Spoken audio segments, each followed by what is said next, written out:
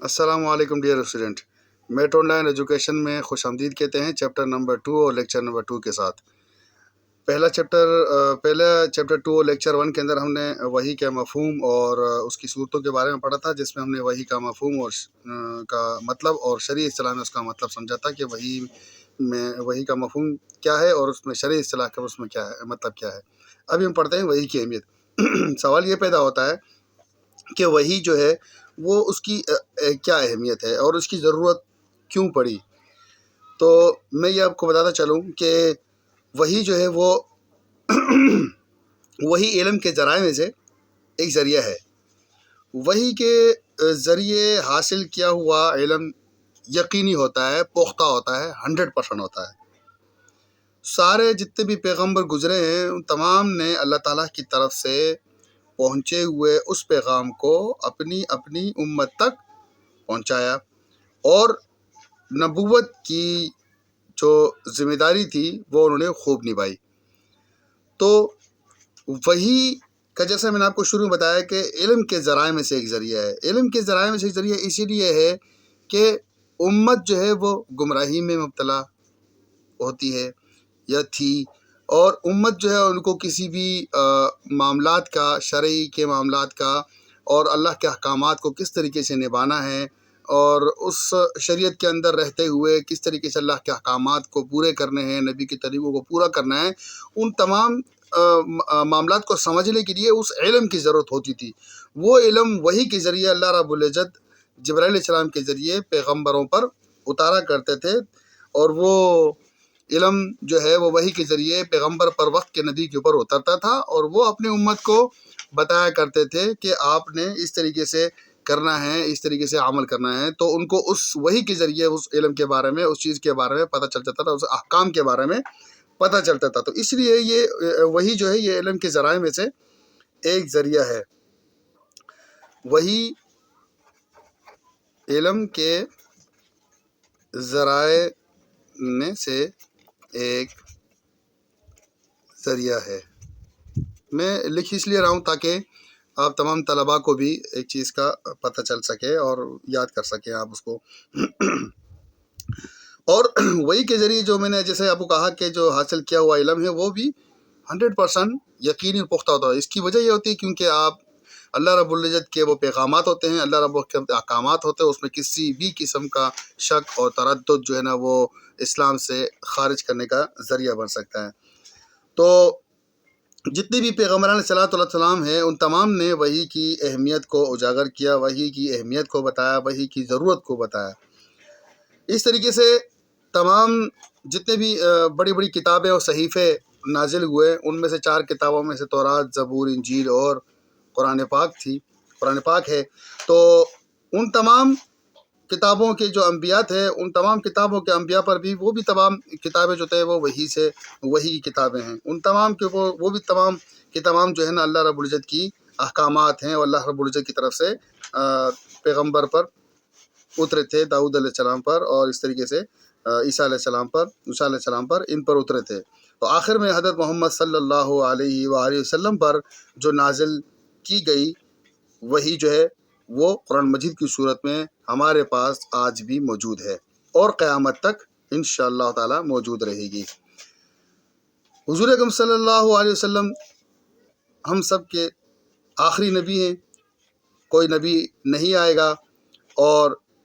اسی لیے وحی اور نبوت کا دروازہ بھی بن چکا ہے، کیونکہ وحی جو ہے وہ انبیاء پر اترا کرتی تھی، تو جب نبی نہیں تو وحی بھی نہیں اترے گی۔ اب اگر کوئی شخص اپنے اوپر اس چیز کا اترنے کا یا نبوت کا دعویٰ کرے تو وہ اپنے دعووں میں جھوٹا اور فریبی ہوتا ہے۔ تو لہٰذا وحی کی اہمیت اسی لیے ضروری تھی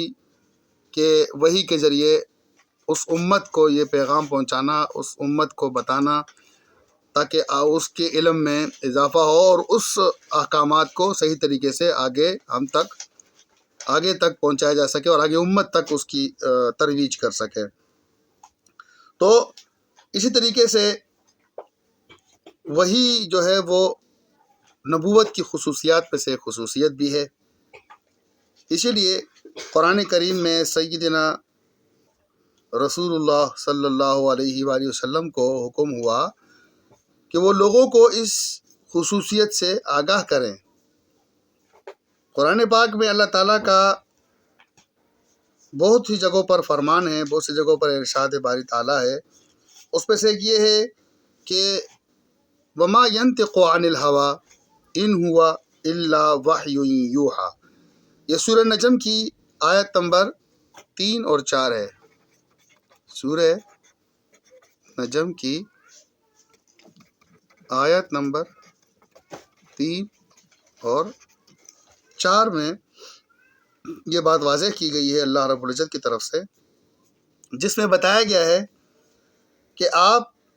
یعنی کہ اے رسول صلی اللہ علیہ وسلم اب اپنی خواہش نفس سے کچھ نہیں بولتے۔ یہ تو قرآن ایک وحی ہے جو ان کی طرف بھیجی جاتی ہے، یعنی کہ جتنے بھی پیغمبر تھے یا جو گزرے ہیں اور آپ صلی اللہ علیہ وسلم بھی تھے، تو ان پر جو وحی نازل ہوا کرتی تھی تو وہ وحی جو ہے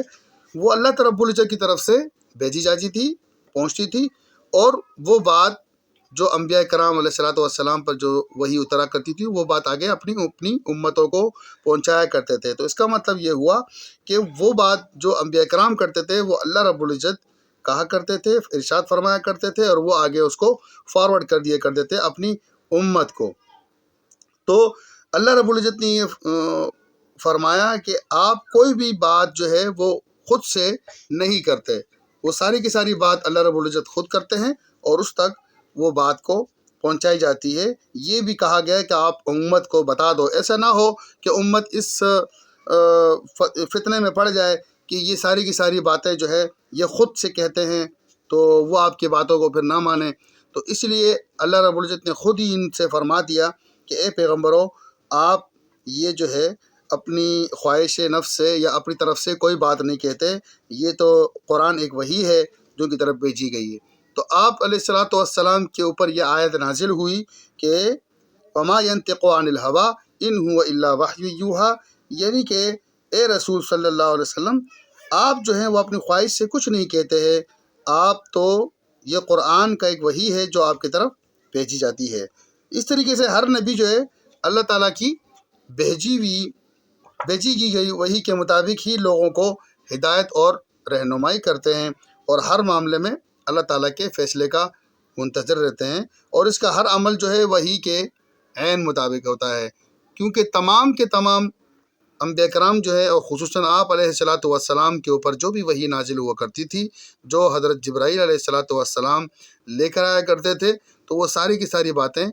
آپ علیہ الصلوۃ والسلام ہم تک یعنی امت تک، اپنی امت تک، ہم تک، ہم سے پہلے والوں تک، اور ہمارے بعد بھی آنے والے قیامت تک کے آنے والے لوگوں پر یہ وحی بھیجی گئی تھی، اور اس پہ احکامات بتائے گئے تھے، اور بتایا گیا تھا کہ یہ احکامات جو ہیں اللہ کی طرف سے ہیں، آپ اس پر عمل کریں۔ ایکچوئل میں یہ جو باتیں ہیں یہ ساری کی ساری اللہ کے احکامات ہیں، اللہ کی بتائی گئی باتیں ہیں۔ تو اس لیے ہم وحی کی اہمیت کے بارے میں تھوڑا سا اس کا ذکر ہوا۔ پہلے لیکچر میں ہم نے وحی کے مفہوم اور شرعی اصطلاح کے بارے میں بات کی، اور دوسرے لیکچر کے اندر ہم نے وحی کی اہمیت کے بارے میں بات کی۔ آپ اس ویڈیو کو بھی لائک کریں، شیئر کریں اور دوسرے تک پہنچائیں، اور اگر کوئی کامنٹس ہے تو وہ ضرور کامنٹ باکس میں مجھے بتائیں تاکہ اس کے اندر مزید بہتری لائی جا سکے اور آپ کو بتایا جا سکے۔ تیسری ویڈیو اور تیسرے چیپٹر لیکچر کے لیے آپ ویڈیو کا انتظار کیجیے گا۔ جب تک کے لیے اللہ حافظ، السلام علیکم ورحمۃ اللہ۔